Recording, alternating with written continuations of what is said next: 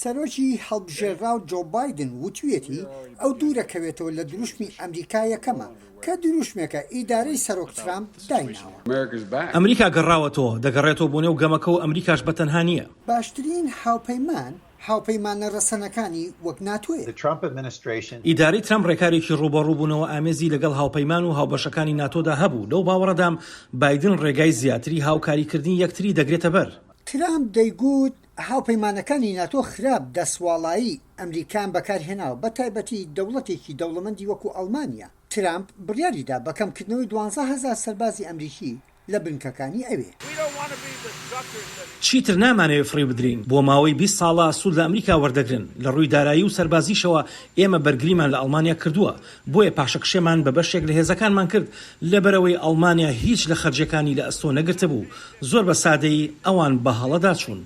شارەزایان پێیان وایە بایدن پێچەوانی ئەو هەنگاوە دەنێت لەگەڵ ڕێکردنی پەیوەندیەکی سارتر وەک لەوەی سەرۆک ترامپ لەگەڵ سەرۆکی رووسیا ڤڵادیمیر پۆتین و دیکتاتۆری کۆریای باکوور کیم جۆن ئون گرتوێتە بەر.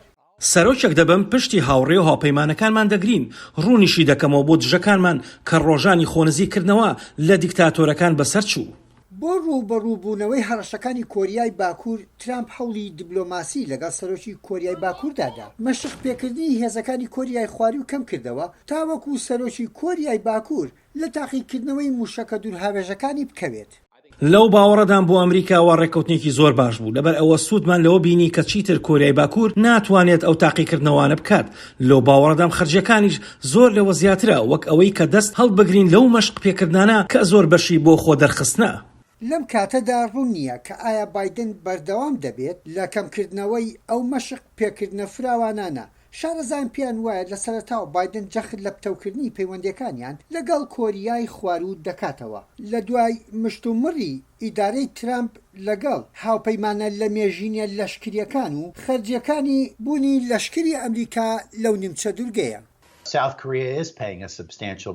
کۆریای باشوور بەشێکی زۆری خەرجەکانی هێزەکانمانی دەکێشا کە لەوێ بوون. لەبەر ئەوە با کۆتایی بەو بێنەوە بەردەیە بهێنین کە کێ ئەوەندە دۆلار دەدات یان نایدات. ئەو بابەتانە لە ماوەیەکی کووردا دەتوانن کۆتاییان پێ بهێنین. پاش 2 دەیە لە شەڕکردنی تیرۆر لە پاڵ هاوپەیمانە جیهانیەکانمان لە عێراق و ئەفغانستان بایدنیش لەگەڵ هەمان ئەو کەمکردنەوەی هێزەکانی ئەمریکادایە کە ئێستا سەرۆک ترامپ لە وڵاتانە بەڕێوەی دەبات. لەگەڵ ئەوەشدا لە سووریا کاتێ ترامپ بۆ 2 جار ویستی پاشەکشەی یەکجارەکی بکات بایدن وتی بەو پاشەکشەیە ئەمریکا گفتی خۆی دەشکێنێت. پشتی لە هاوپەیمانەکانمان کردووە کە کوردەکان ڕێبەرایەتی دەکەن و شەڕی دەوڵەتی ئیسلامیەکەن. 10,000 کەسیان کوژان مەشقمان پێکردن لەگەڵیان بووین بۆ لە ناوبردنی دەوڵەتی ئیسلامی و کردیشان دواتر بەجێمان هێشتن بۆ لەمە دووە کەس لە جیهاندا نامێنێتەوە باوەڕ بە بەڵێنەکانمان بکات. لەگەڵ دروستبوونی تیمێکی نوێی ئاسایشی نیشتیمانی ئەمریکا هەڕەشەکانی چواردەوری جیهان نەک تەنها وە خۆی ماونەتەوە بەڵکو زیاتریش دەبن. لە زۆر شوێنی جیهانیش وا لە ئەمریکا دەڕوانن وەڵامی بۆ ئەوە هەبێت و سەرکردایەتی بکات.